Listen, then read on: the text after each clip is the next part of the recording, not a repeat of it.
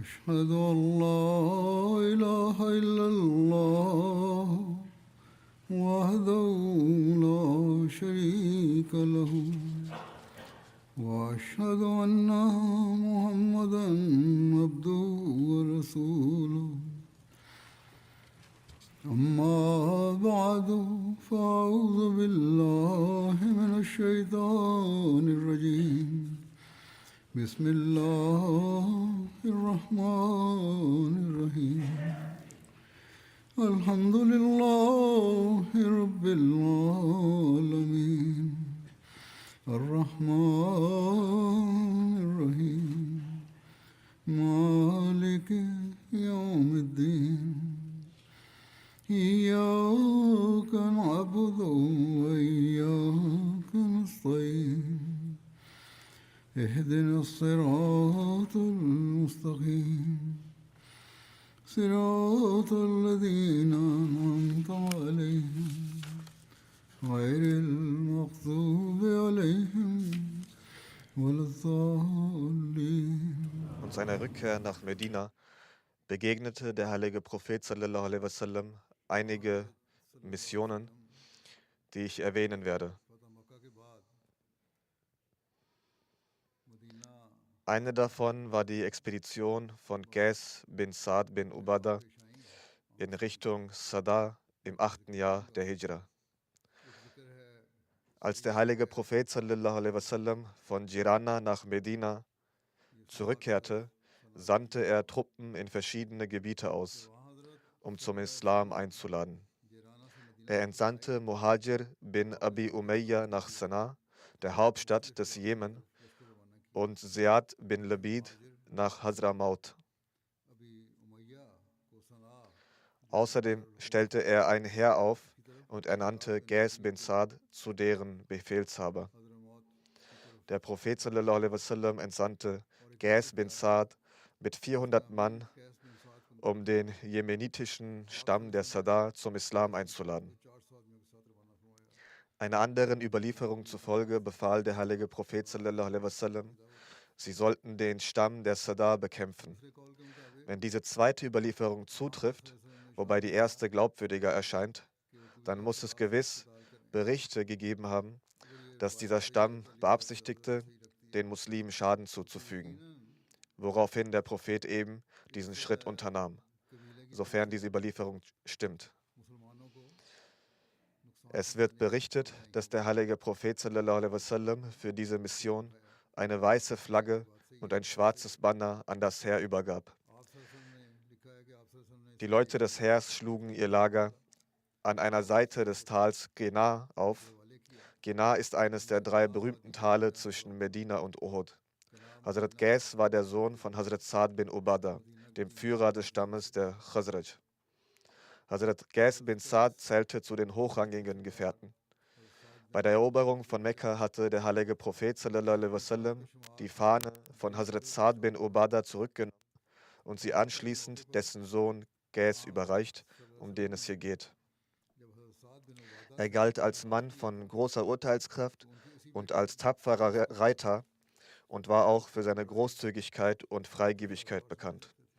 Während Hazrat Qais in Gana lagerte, kam ein Mann vom Stamm der Sada namens Ziyad bin Haris vorbei, der einige Zeit zuvor Muslim geworden war. Also dieser Mann, der zuvor Muslim geworden war, kam am Lager vorbei, und als er erfuhr, dass diese Armee seinen Stamm angreifen wollte, war er überrascht. Überrascht deshalb, da er zu diesem Zeitpunkt wusste, dass sein Stamm sicherlich den Muslimen schaden wollte und diese nun als Reaktion darauf anrückten. Wie dem auch sei, als er sah, dass sein Stamm angegriffen werden sollte, eilte er direkt zum heiligen Propheten sallallahu alaihi wasallam und bat ihn, die ausgesandte Armee zurückzurufen. Er verbürgte sich für sein Volk und versprach dessen Annahme des Islam.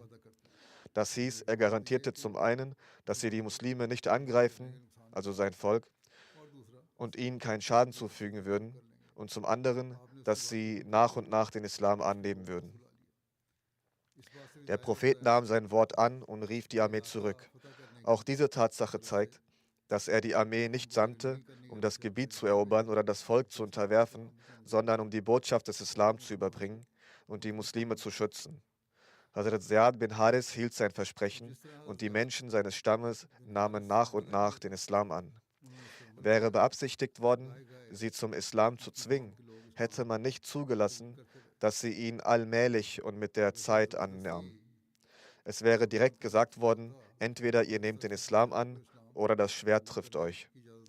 Da die Gefährten hiernach jedoch sanft und sukzessive zur Annahme des Islam einluden, nahmen die Leute ihn schließlich auch an, den Islam. Denn Zwangskonvertierung ist gegen die Lehre des Islam. Zwangskonvertierung ist sowohl gegen die Lehre des Islam als auch gegen die Handlungsweise und Praxis des heiligen Propheten sallallahu alaihi wasallam. Nachdem sie den Islam angenommen hatten, dieser Stamm, ernannte der Prophet sallallahu alaihi wasallam eben auch Hazrat Ziyad zu ihrem Anführer. Nachdem sie den Islam angenommen hatten, gab der heilige Prophet sallallahu alaihi wasallam diesem Volk auch ein Sicherheitsdokument mit. Die Notwendigkeit eines solchen Dokuments für jemanden, der Muslim wird, besteht normalerweise nicht, weshalb auch dies zeigt, dass dieses Dokument verfasst wurde, weil noch nicht alle Stammesmitglieder aus diesem Volk den Islam angenommen hatten. Eine weitere erwähnte Expedition ist die von Hazrat Uyayna bin Hisn gegen die Banu Tamim im Monat Muharram des 9. Jahres der Hijra. Ihr Hintergrund ist folgender.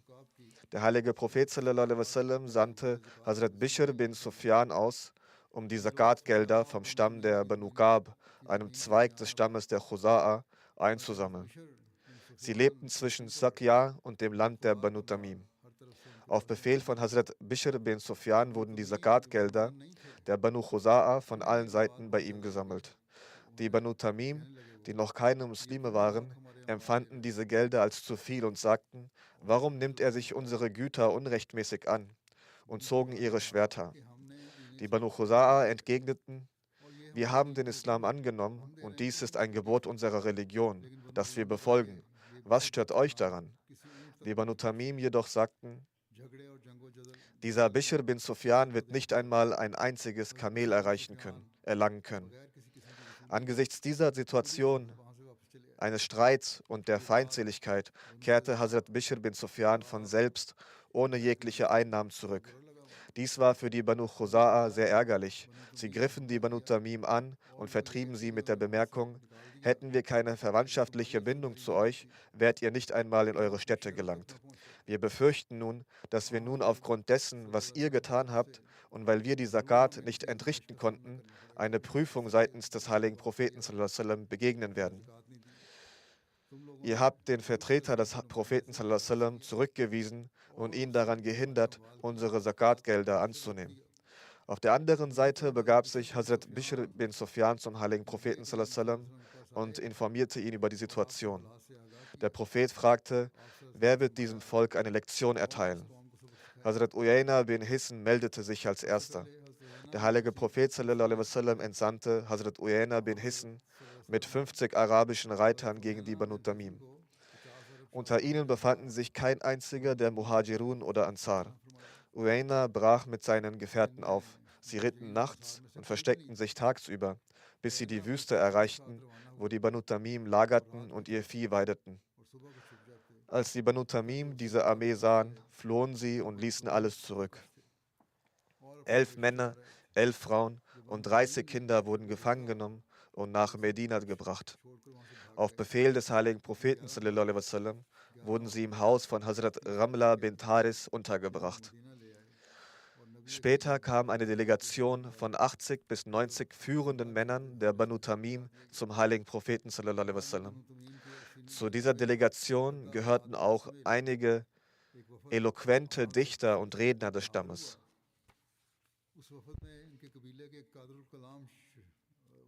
Sie alle kamen in die Moschee, als die Menschen auf den heiligen Propheten sallallahu alaihi wasallam zum Sohr-Gebet warteten. Die Delegierten dachten, der Prophet sallallahu alaihi wasallam habe sich verspätet.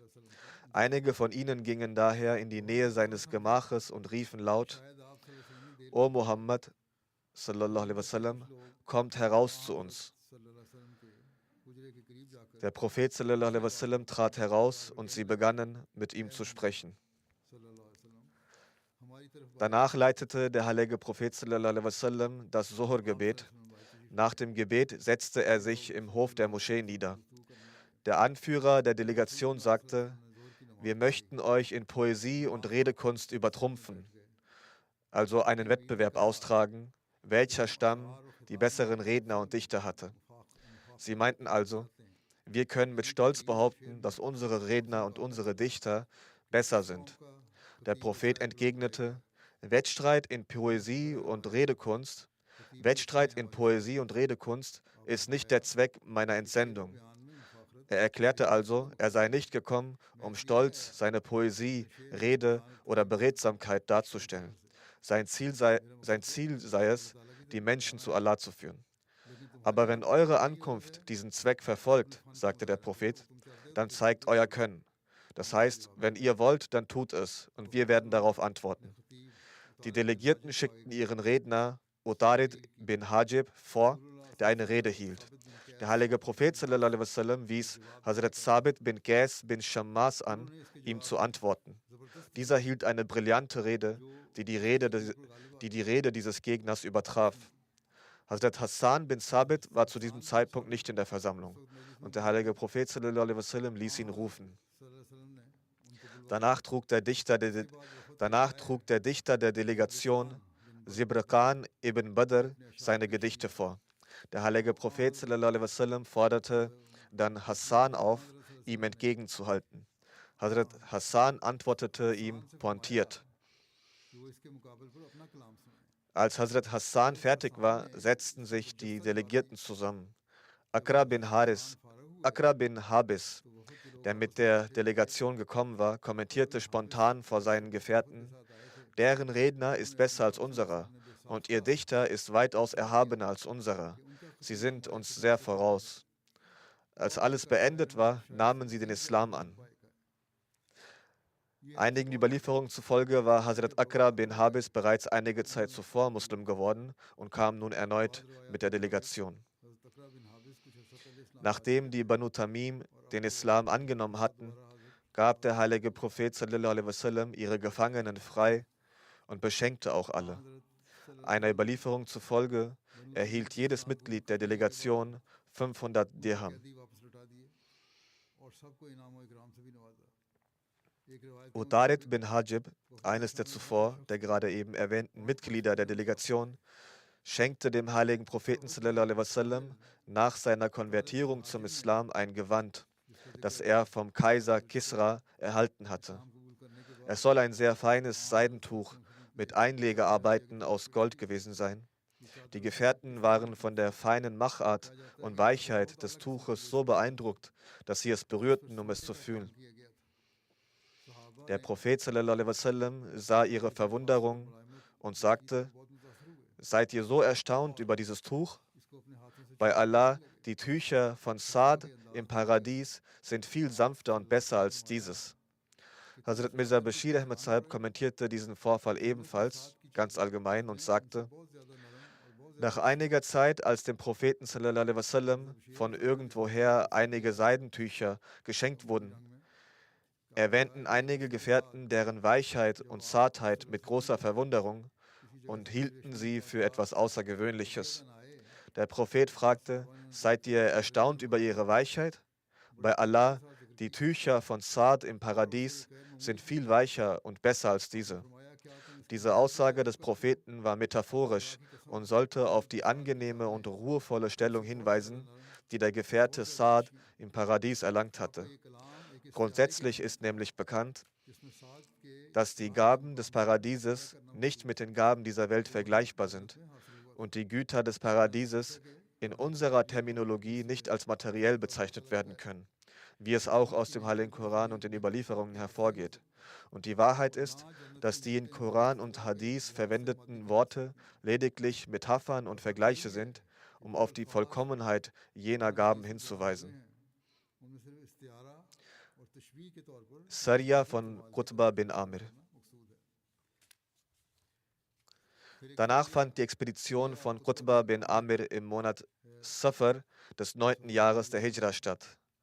Der heilige Prophet sallallahu alaihi wasallam entsandte Qutba bin Amir mit 20 Männern zum Stamm der Khasam. Einer Überlieferung zufolge wurden sie in die Nähe von Gabala geschickt, das im Land Tehama an der jemenitischen Route liegt. Es ist etwa 8 Tagesmärsche bzw. ungefähr 156 Meilen von Mekka entfernt. Einer anderen Überlieferung zufolge wurden sie in die Nähe von Bishah geschickt, mit dem Befehl, sie unvermittelt anzugreifen. Bestimmt waren diese Leute dabei, Unruhen anzustiften.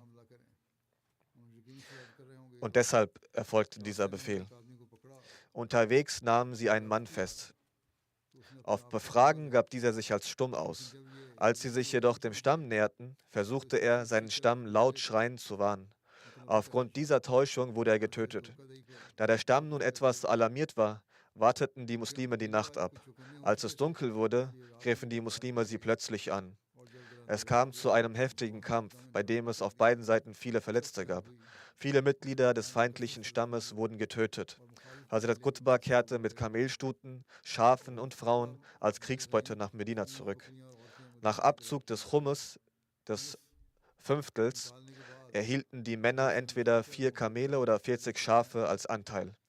Dieser Angriff war notwendig, um ihren böswilligen Unruhen ein Ende zu setzen, seitens des Stammes, die begangen wurden. Sarja von Zahak bin Sufyan al-Kilabi. Es wird auch die Expedition von Zahak bin Sufyan al-Kilabi zum Stamm der Banu Kilab erwähnt, die im Monat Rabiul Awwal des 9. Jahres der Hijra stattfand. Der heilige Prophet sallallahu alaihi wasallam entsandte Hazrat Zahak bin Sufyan al-Kilabi zum Stamm der Banu Kilab, seinem eigenen Stamm, am Ort Kirta. Kirta ist der Name eines Zweigs des Stammes der Banu Bakr, der etwa 7 Tagesmärsche von Medina entfernt lebte. Er traf sie in Sul Jalawa in Najd und überbrachte die Botschaft des Islam. Der Stamm lehnte jedoch ab und es kam zum Kampf. Die Muslime besiegten die Leute von Kirta und erbeuteten Kriegsbeute. Ein glaubensstärkender Vorfall dieser Expedition ist, dass Salma bin Kurd, ein Ungläubiger und einer der Anführer der Gegner, einen muslimischen Sohn namens Asyad bin Salma hatte, der an dieser Expedition auf Seiten der Muslime teilnahm und auch bereits Muslim war. Als die Feinde dem Angriff der Muslime nicht standhalten konnten und deshalb flohen, war auch Asyads Vater Salma unter ihnen, die flohen. Der Muslim Asyad verfolgte seinen Vater, der wiederum zur Rettung seines Lebens mit seinem Pferd ins Wasser sprang. Asyad folgte ihm und lud seinen Vater erneut zum Islam ein, damit sein Vater irgendwie der Hölle entkommen möge. Der Vater jedoch begann, seinen Sohn zu beschimpfen. Als der Sohn erkannte, dass sein Vater auf seiner Widerspenstigkeit und rebellischen Haltung beharrte, durchtrennte er die Kniesehnen des Pferdes seines Vaters und ein anderer Mann kam hinzu und tötete ihn. Es gibt jedoch auch eine andere Überlieferung, wonach, als Asyad nach Medina kam und den Islam angenommen hatte, sein alter Vater ihm einen Brief mit Strophen schrieb, in denen er sich über den Ungehorsam seines Sohnes im hohen Alter dessen Vaters beschwerte und ihn wegen der Annahme des Islams auch verspottete. Er fragte ihn, welche Überlegungen ihn dazu gebracht hätten, seinen alten Vater zu verlassen und den Islam anzunehmen. Asyad legte den Brief seines Vaters dem heiligen Propheten sallallahu alaihi wasallam vor und bat um Erlaubnis, ihm zu antworten. Auf Anweisung des Propheten sallallahu alaihi wasallam schrieb er seinem Vater einen Brief, der die Botschaft des Islams darlegte, den der Vater las und daraufhin ebenfalls den Islam annahm. Auch diese Überlieferung existiert. Sarja von Aklama bin Mujazziz nach Jeddah. Erwähnt wird auch die Expedition von Hazrat Alqama bin Mujazziz nach Jeddah. Ibn Sa'd schreibt, dass diese Expedition im Monat Rabi as-Sani des 9. Jahres der Hijra stattfand, während andere Überlieferungen den Monat Safar nennen. Der heilige Prophet sallallahu alaihi wasallam erhielt die Nachricht, dass Krieger aus Äthiopien, also Habscha, an der Küste von Dschidda gelandet waren. Einigen Berichten zufolge wollten sie die Einwohner Mekkas ausrauben. In einem Buch steht geschrieben, dass diese Leute das Meer überquert hatten, um den Muslimen Schaden zuzufügen. Dschidda ist eine Stadt an der Westküste Mekkas und ist auch heute noch eine große Stadt im Hejaz. Die Entfernung zwischen Mekka und Dschidda beträgt 75 Kilometer, während die Entfernung von Medina nach Dschidda etwa 250 Meilen beträgt. Der Prophet entsandte Hazrat Alqama mit 300 Mann als Befehlshaber. Als die Äthiopier, die an der Küste von Dschidda gelandet waren, von der Ankunft von Hazrat Alqama erfuhren, flohen sie auf ihren Booten ins Meer. Hazrat Alqama verfolgte sie bis zu einer Insel. Ein Vorfall dieser Expedition ist bemerkenswert, wie in einer Überlieferung von Hazrat Abu Sa'id al-Khudri berichtet wird. Er berichtet, der heilige Prophet sallallahu alaihi wasallam ernannte Alqama bin Mujazzis zum Befehlshaber einer Armee, der ich auch angehörte. Als wir unser Ziel erreichten und die Mission beendet war, bat eine Gruppe ihren Anführer darum, frühzeitig zurückzukehren. Er erlaubte es ihnen und ernannte Abdullah bin Huzafa as-Sahmi zu ihrem Befehlshaber. Dieser war von humorvollem Gemüt. Unterwegs machten sie Halt und zündeten ein Feuer an, um sich zu wärmen. In Sunan ibn Majah wird berichtet, dass Abdullah as-Sahmi fragte: Habe ich nicht das Recht auf euch, dass ihr mir zuhört und gehorcht? Sie bejahten. Er sagte: Ihr werdet tun, was immer ich euch befehle. Sie stimmten zu. Er sagte: Ich befehle euch, in dieses Feuer zu springen. Einige Männer standen auf und machten sich bereit zu springen. Als er merkte, dass sie wirklich springen würden, sagte er: Haltet inne, ich habe nur Spaß gemacht. Als sie zurückkamen, berichteten die Leute dies dem heiligen Propheten sallallahu alaihi wasallam. Der Gesandte Allah sallallahu alaihi wasallam sagte: Wer von den Befehlshabern euch etwas befiehlt, das eine Ungehorsamkeit gegenüber Allah ist, dem gehorchet nicht. In einer anderen Überlieferung sagte der heilige Prophet sallallahu alaihi wasallam: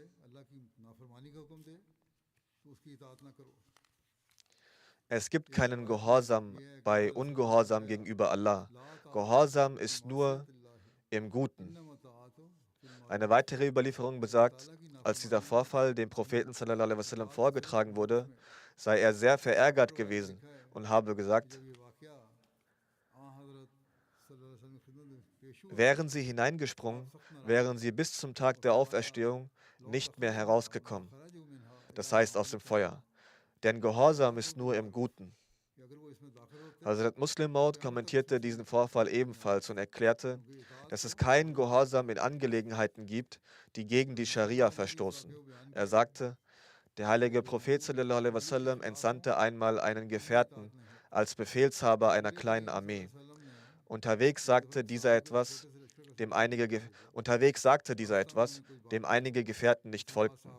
Er war beleidigt und sagte: Der Gesandte Allah sallallahu alaihi wasallam hat mich zum Anführer über euch ernannt. Und er hat auch gesagt, wer meinem ernannten Anführer gehorcht, hat mir gehorcht. Und wer ihm ungehorsam ist, ist mir ungehorsam. Da ich der Stellvertreter des Gesandten Allahs bin, warum habt ihr mir dann nicht gehorcht? Daraufhin sagten die Gefährten: Wir werden ihnen gehorchen. Er sagte: Gut, ich werde sehen, ob ihr gehorcht oder nicht. Er befahl ihnen, ein Feuer zu entzünden. Als das Feuer brannte, sagte er zu den Gefährten: Springt hinein. Einige waren bereit zu gehorchen, doch andere hielten sie zurück und sagten: Gehorsam gilt in Angelegenheiten der Scharia. Diesen Leuten fehlt die Kenntnis der Scharia. Es ist nicht erlaubt, sich durch Hineinspringen in das Feuer selbst zu töten. Und Allah hat befohlen, keinen Selbstmord zu begehen. Als diese Angelegenheit dem heiligen Propheten sallallahu alaihi wasallam vorgetragen wurde, bestätigte er die Haltung derjenigen, die gesagt hatten, dass das Hineinspringen in das Feuer nicht erlaubt sei. Sariya von Hazrat Ali gegen die Fals der Banu Tay. Erwähnt wird auch die Expedition von Hazrat Ali gegen Fals vom Stamm der Banu Tay, die im Monat Rabi as-Sani des 9. Jahres der Hijra stattfand. Fals war ein Götze in der Region Najd, den der Stamm der Tay verehrte. Sie opferten ihm Gaben und auch Waffen. Der heilige Prophet sallallahu alaihi wasallam entsandte Hazrat Ali mit 150 Ansar, 100 Kamelen und 50 Pferden, um den Götzen Falles der Banu Tai zu zerstören. Eine Besonderheit dieser Armee war, dass außer Hazrat Ali alle anderen Ansar waren. Es gab keine Muhajirun oder andere unter dieser Armee. Die Banu Tai waren ein berühmter arabischer Stamm, der in der Nähe von Syrien lebte. Für diese Expedition übergab der Prophet sallallahu alaihi wasallam Hazrat Ali eine große schwarze Flagge und ein kleines weißes Banner. Hazrat Ali griff am Morgen an und zerstörte den Götzen Fals. Sie nahmen viele Gefangene und erbeuteten Vieh.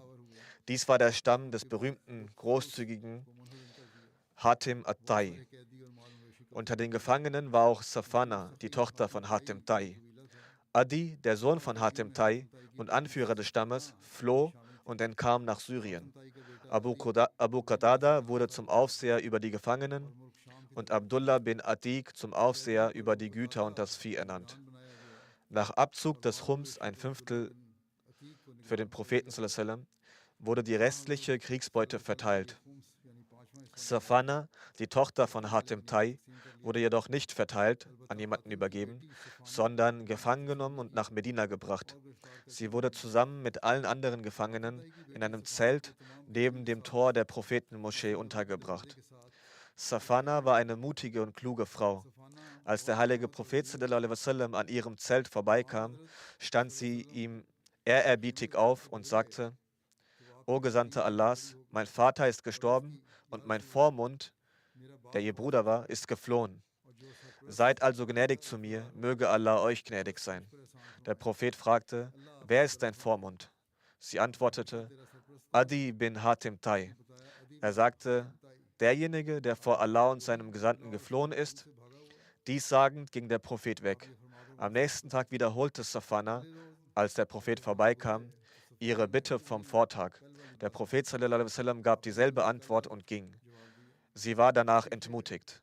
Am dritten Tag, als der heilige Prophet sallallahu alaihi wasallam an ihrem Zelt vorbeikam, begleitete ihn Hazrat Ali. Hazrat Ali gab Safana ein Zeichen, dass sie aufstehen und ihr Anliegen erneut hervorbringen solle. Sie stand sofort ehrerbietig auf und wiederholte ihre Bitte an den Propheten sallallahu alaihi wasallam. Er sagte: Ich habe deine Bitte angenommen, du bist nun frei. Aber überstürze deine Abreise nicht. Sobald eine vertrauenswürdige Person verfügbar ist, wirst du mit ihr zu deinem Bruder nach Syrien geschickt. Einer Überlieferung zufolge bat sie den Gesandten Allah sallallahu alaihi wasallam, ihr Güte zu erweisen, das heißt, sie freizulassen. Der Prophet sallallahu alaihi wasallam erwies ihr den Gefallen und ließ sie frei. Dies führte dazu, dass sie Muslima wurde. Damit besagt eine Überlieferung auch, dass sie sofort nach ihrer Freilassung den Islam angenommen hatte. Also bevor sie abreiste und sofort nach der Freilassung nahm sie den Islam an. Einige Tage später kamen einige Leute vom Stamm der Banu Qatada nach Medina, die nach Syrien reisen wollten. Als Safana davon erfuhr, teilte sie dem Propheten sallallahu alaihi wasallam mit, dass sie diesen Leuten vertraue und bat um Erlaubnis, mit ihnen nach Syrien zu reisen. Der Prophet sallallahu alaihi wasallam erteilte ihr die Erlaubnis und versorgte sie zudem mit Kleidung, einem Reittier und Reiseproviant. Sie reiste von dort ab und erreichte ihren Bruder Adi in Syrien.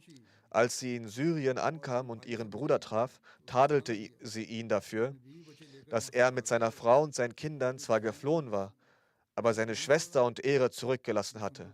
Ihr Bruder entschuldigte sich und zeigte sich beschämt.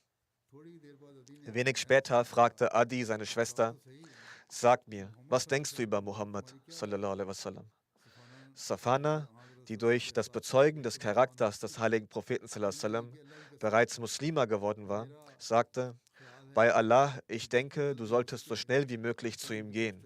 Wenn er wirklich ein Prophet ist, wird derjenige, der früh zu ihm geht, Erfolg und Triumph haben.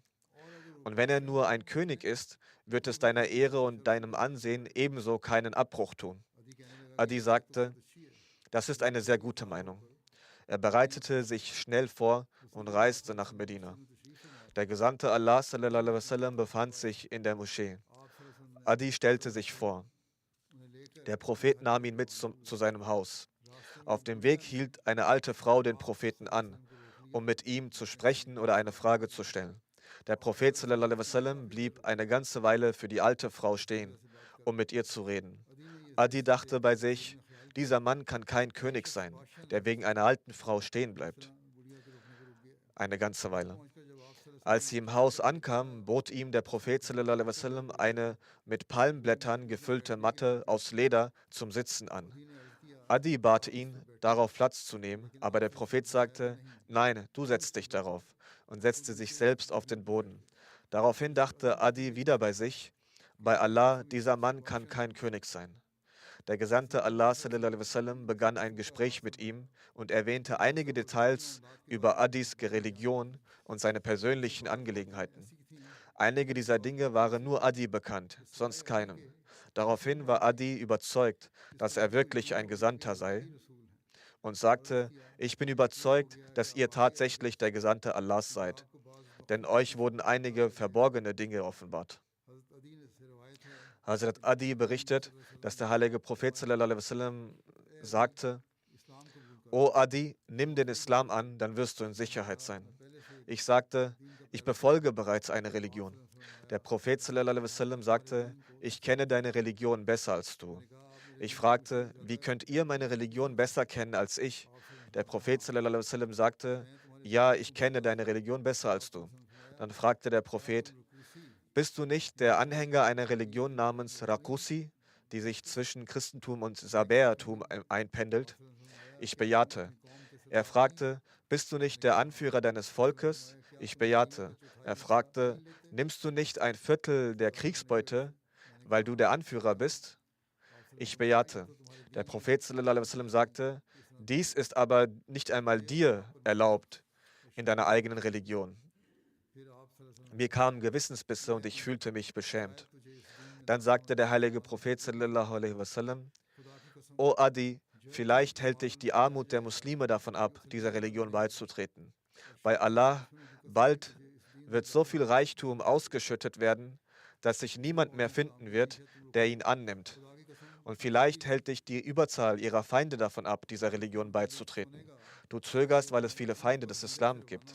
Bei Allah, du wirst bald von einer Frau hören, die von dem Ort Hira auf ihrem Kamel ausreist, um dieses Haus, also die Kaaba, zu besuchen, und sie wird dabei keine Angst haben. Und vielleicht hält dich davon ab, dass die Herrschaft und Macht in den Händen anderer liegt. Bei Allah, du wirst bald von den weißen Palästen in Babylon hören, die den Muslimen geöffnet wurden, und die Schätze von Kisra werden auch den Muslimen eröffnet werden. Dies sagte der Prophet dreimal. Adi sagte, dass er aufgrund des guten Charakters des Propheten sallallahu alaihi wasallam und all dieser Worte Muslim wurde. Hazrat Adi berichtete selbst über seine Annahme des Islam und pflegte zu sagen, er habe mit eigenen Augen gesehen, wie eine reisende Frau ohne Begleitperson von Hira aufbrach und kam, um die Kaaba zu umrunden. Er sei selbst in der Armee bei dem Sieg gegen Kisra dabei gewesen. Nach seiner Konvertierung zum Islam legte Hazrat Adi großen Wert auf die islamischen Gebote. Er war ständig im Zustand der rituellen Reinheit, also Wuzu, für das Gebet und sehr gewissenhaft und bereitwillig in der Verrichtung des Ritualgebets.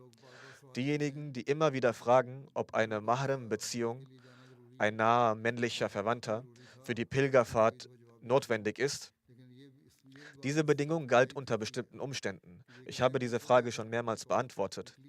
Aber die Aussage von Adi untermauert auch diese Tatsache nochmals.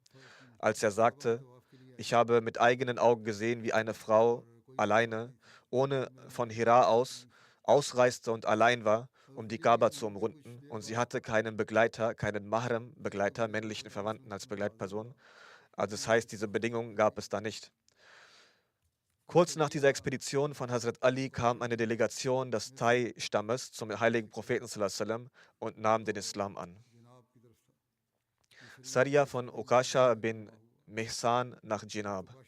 Erwähnt wird auch die Expedition von Ukasha bin Mihsan nach Dschinab, die im Monat Rabi' Sani des 9. Jahres der Hijra stattfand. Diese Expedition von Hazrat Ukasha ereignete sich in der Nähe von Dschinab, im Norden von Medina, in der Gegend der Stämme Usra und Bali, die um Dschinab lebten. Einige Überlieferungen nennen dieses Gebiet auch Djibab. Weitere Details dieser Expedition wurden nicht umfassend überliefert. Es wird nur erwähnt, dass diese Expedition stattfand. Vorläufige Informationen über die Schlacht von Tabuk. Die Schlacht werde ich jetzt auch erwähnen. Die Schlacht von Tabuk fand im Monat Rajab des 9. Jahres der Hijra, September 630 nach Christus, statt. Der heilige Prophet sallallahu alaihi wasallam brach im Monat Rajab des 9. Jahres der Hijra nach der Schlacht von Taif zu dieser Schlacht auf. Dies war die letzte Schlacht in der gesegneten Lebenszeit des heiligen Propheten sallallahu alaihi wasallam. Tabuk liegt etwa 685 Kilometer von Medina entfernt. Diese Schlacht wird Ghazwat Tabuk genannt, weil die Muslime an einer Quelle namens Tabuk Halt machten.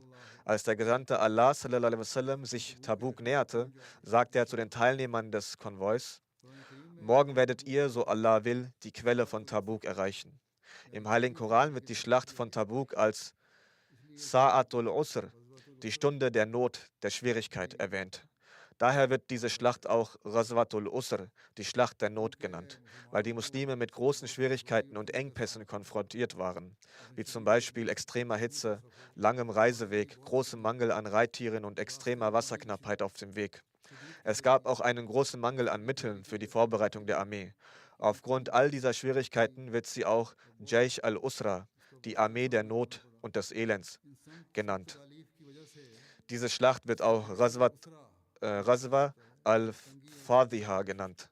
Das arabische Wort Fasahat bedeutet Entlarvung und Enthüllung und Schmach, also Enthüllung verborgener Dinge und Schmach.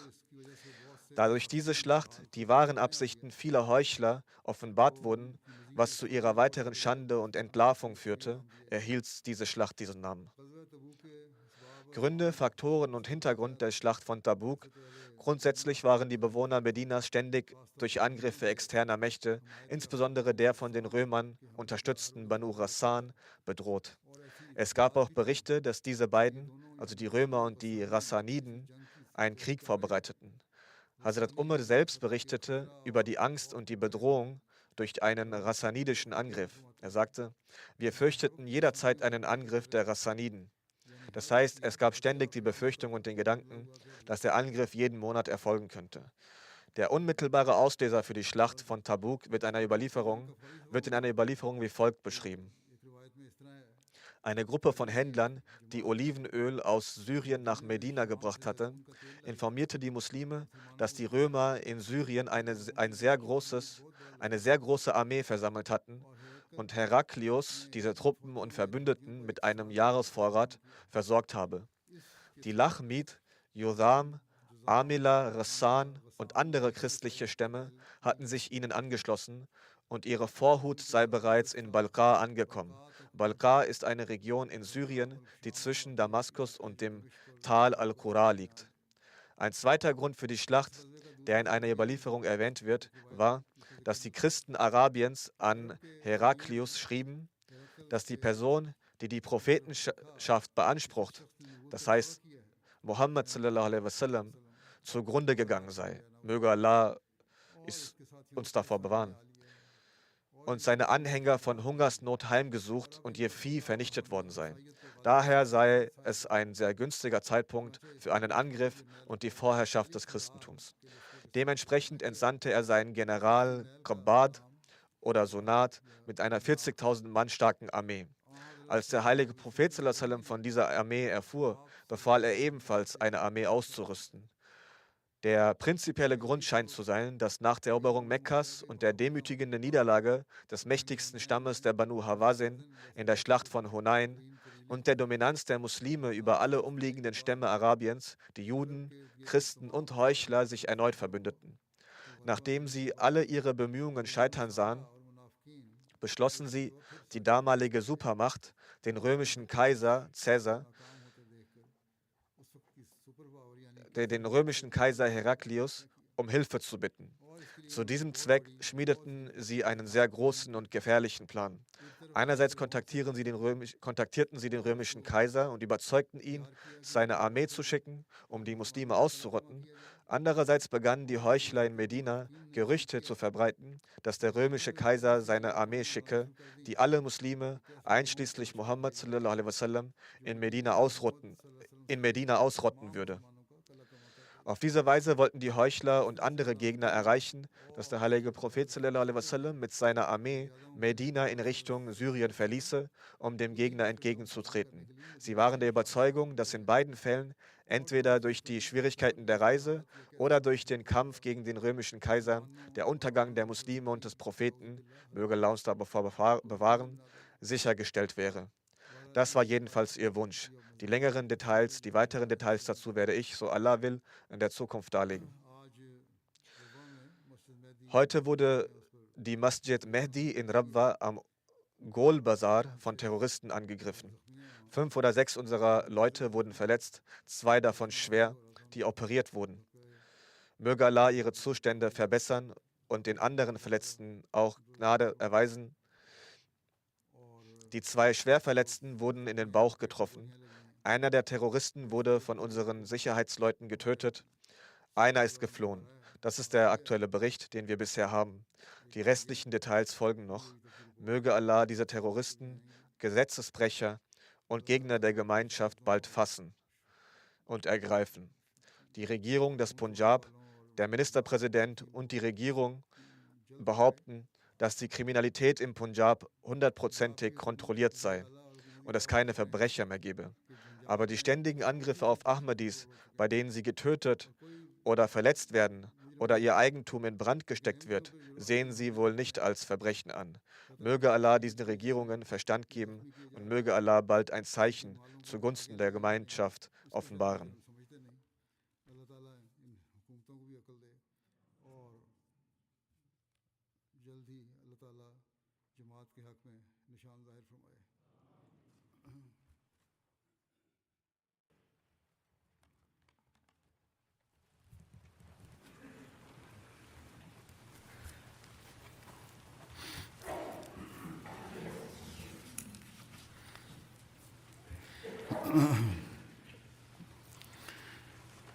الحمد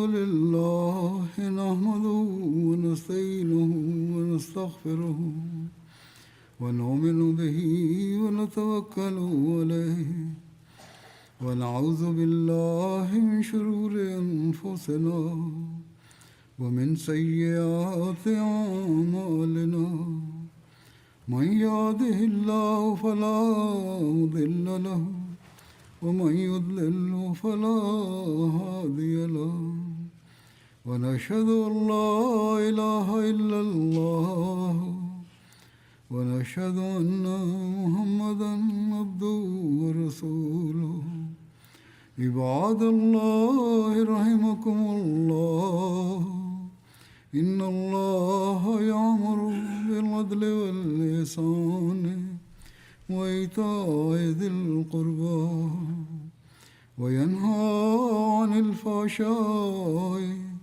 والمنكر والبغي يعظكم لعلكم تذكرون اذكروا الله يذكركم وادعوه يستجب لكم ولذكر الله أكبر